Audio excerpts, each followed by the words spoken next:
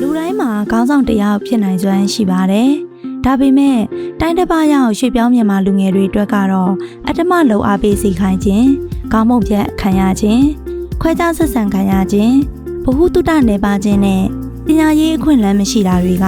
သူတို့အိမ်မက်တွေကိုအကောင့်ထဲပေါ်မလာနိုင်စေတဲ့အတားအဆီးများနဲ့ရင်ဆိုင်နေကြရပါတယ်။ Race of You သည်ရွှေ့ပြောင်းမြန်မာလူငယ်များအားအသက်မွေးဝမ်းကြောင်းပညာခေါင်းဆောင်မှုသင်တန်းနဲ့ဘဝတသက်တာကျွမ်းကျင်မှုဆိုင်ရာအကြောင်းအရာများကိုသင်ကြားပေးခြင်းအပြင်လူငယ်များရဲ့စွမ်းရည်ကိုမြင့်တင်ပေးလျက်ရှိပါတယ်။2009ခုနှစ်မှာစတင်၍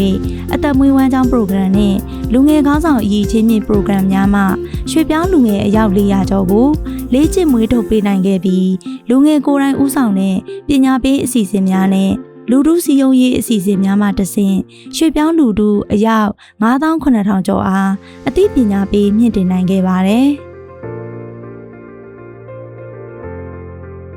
လူငယ်ကောင်းဆောင်မြင့်တင်ရေး program သည်ဆယ်ကျော်သက်လူငယ်များမိမိကိုယ်ကိုယုံကြည်မှုနှင့်စွမ်းရည်များမြင့်တင်နိုင်ပြီးလူငယ်များအနေဖြင့်မိမိနေထိုင်ရာလူမှုအတိုင်းအဝိုင်းတွင်တဆင့်ပြန်လည်ပညာပေးလုပ်ငန်းများဦးဆောင်လှုပ်ဆောင်နိုင်ရန်နှင့်လိုအပ်သည့်စွမ်းရည်များကို Race of You မှလေ့ကျင့်တည်ဆောက်ပေးပါရယ်။ Race of You တွင်နှစ်တစ်ကြိမ်လူငယ်ကွန်ရက်အဖွဲ့ဝင်များမှ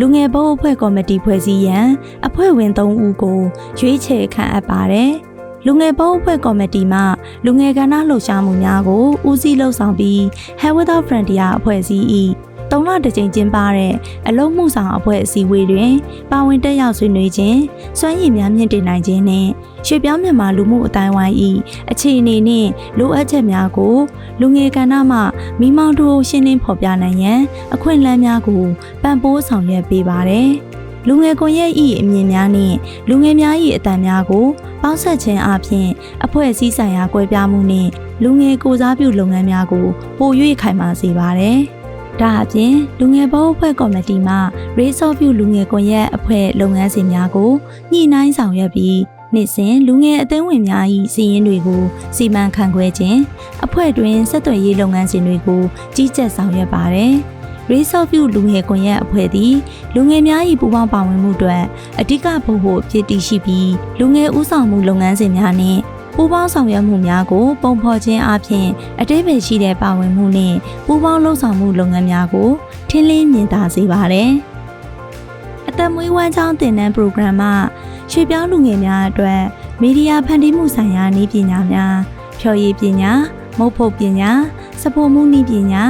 ICT သင်တန်းနှင့်အခြေခံစက်ချုပ်သင်တန်းစတဲ့ဘာသာရပ်များကိုရက်တိုရက်ရှည်သင်တန်းများဖြင့်ဖွင့်လှစ်ပို့ချပေးလျက်ရှိပါတယ်။ Health Without Frontier အဖွဲ့အစည်းအနေဖြင့်သင်တန်းပြီးမြောက်တဲ့လူငယ်များအားဒေသတွင်စီးပွားရေးလုပ်ငန်းများတွင်အလုပ်အကိုင်အခွင့်အလမ်းရရှိရန်နှင့်ကူညီထောက်ပံ့ပေးခြင်းအပြင်အနာဂတ်အလုပ်အကိုင်ဘဝတစ်ခုကိုစတင်ဖို့လမ်းစပျိုးပေးလျက်ရှိပါတယ်။အဖွဲ့အစည်း၏လူမှုစီးပွားရေးလုပ်ငန်းတစ်ခုဖြစ်တဲ့ The Happy Cafe Coffee ဆိုင်သည်လူငယ်များသင်ယူခဲ့တဲ့အတတ်ပညာတွေကိုလက်တွေ့ကျကျလေ့ကျင့်နိုင်ပြီးလုပ်ငန်းအတွေ့အကြုံများသင်ယူလေ့ကျင့်ရာနေရာတစ်ခုဖြစ်ပါတယ်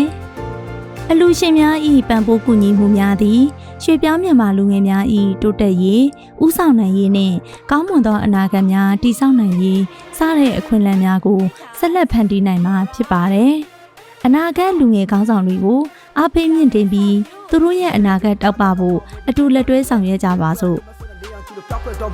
ဘောဆိုတာလူငယ်တွေတော့ပြောလေချင်တဲ့ရီမှန်းချက်ပဲရှောင်းနေမှုတွေများနိုင်အောင်မြင်မှုနဲ့မွေးတော့ပါဘူးတဲ့ကြတိုင်းလောကကြီးကိုရှုံးမပေးပါနဲ့ရှုံးမပေးပါနဲ့မင်းတို့ပိုင်းနဲ့ဆိုတာတင်းတင်းတော့ရောက်လာမှာပဲလူချို့ရဲ့ဝေဖန်မှုကြောင့်မိစိတ်တမချလိုက်ပါနဲ့